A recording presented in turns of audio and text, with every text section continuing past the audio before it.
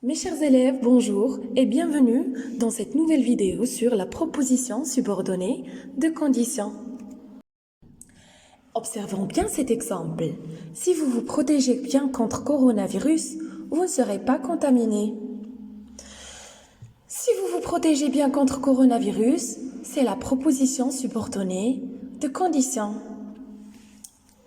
Pourquoi on a dit de conditions? Car elle est introduite par une conjonction qui exprime la condition. Donc, vous ne serez pas contaminé, c'est la proposition principale. Faites bien attention, car cette proposition ne peut pas être réalisée si la condition n'est pas respectée. Pour exprimer la condition, on peut utiliser plusieurs expressions. D'abord, l'expression « si ». Et donc, pour l'expression « si », il y a plusieurs combinaisons. Premièrement, si plus présent. Donc, si plus présent dans la proposition subordonnée de condition est égal à futur dans la proposition principale. Donc, on l'utilise quand on veut exprimer une action qui se réalisera au futur, à condition qu'une autre se réalise. Par exemple, s'il fait beau, j'irai me promener. La condition ici, c'est qu'il doit faire beau. Et s'il fait beau, à ce moment-là, je pourrai aller me promener. Donc ici, nous avons si plus présent, donc fait, c'est le verbe faire au présent. Dans la proposition subordonnée de condition. Et dans la proposition principale, ça a donné le futur simple. Deuxième combinaison, c'est si plus l'imparfait. Ça donne le conditionnel présent. On l'utilise quand on veut exprimer une action qui a peu de chances de se réaliser. Par exemple, s'il faisait beau, j'irais me promener.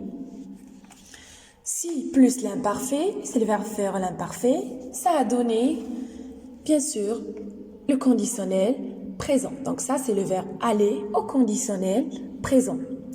À rappeler que le conditionnel présent est le radical du futur plus la terminaison de l'imparfait. Troisième combinaison, c'est si plus que parfait. Ça donne le conditionnel passé. On l'utilise quand on veut exprimer une action qui ne s'est pas réalisée. Parfois même un regret, nadam. Par exemple, s'il avait fait beau, je serais allé me promener. Ça veut dire que là, nous avons le verbe faire au plus que parfait. Si plus que parfait, ça a donné le conditionnel passé.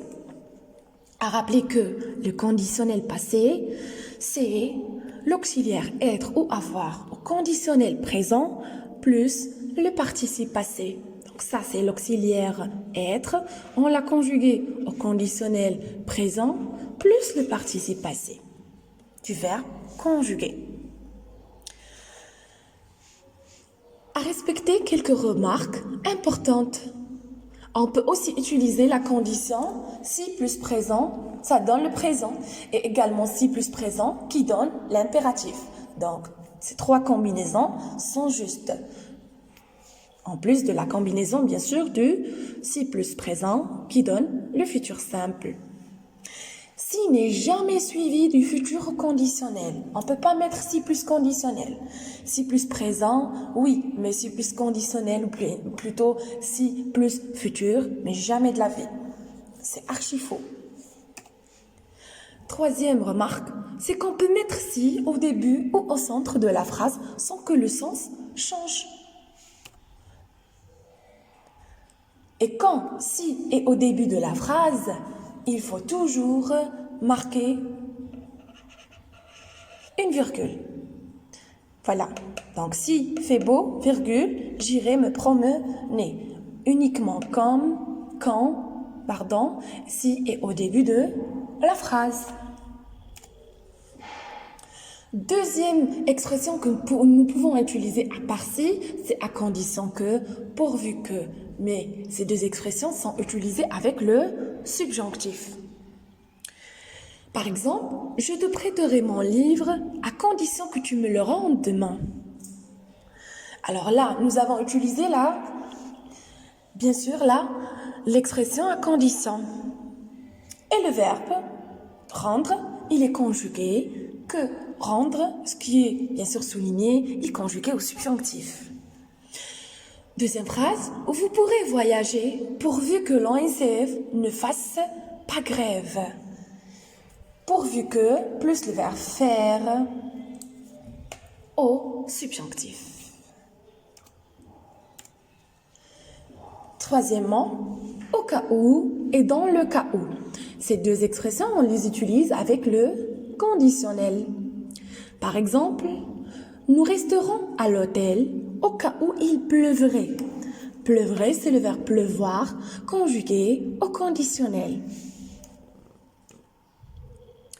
À condition de, plus l'infinitif. Je te prêterai mon livre à condition de me le rendre demain. Bien sûr, après à condition de, on a utilisé le verbe rendre à l'infinitif. Ça veut dire un verbe qui n'est pas conjugué tout simplement. Cinquièmement, finalement, l'expression en cas de, elle est toujours suivie d'un non. Par exemple, en cas de disparition du coronavirus, nous pourrions enfin sortir. Donc, disparition, c'est un non. Voici donc la synthèse de ce que nous venons de dire.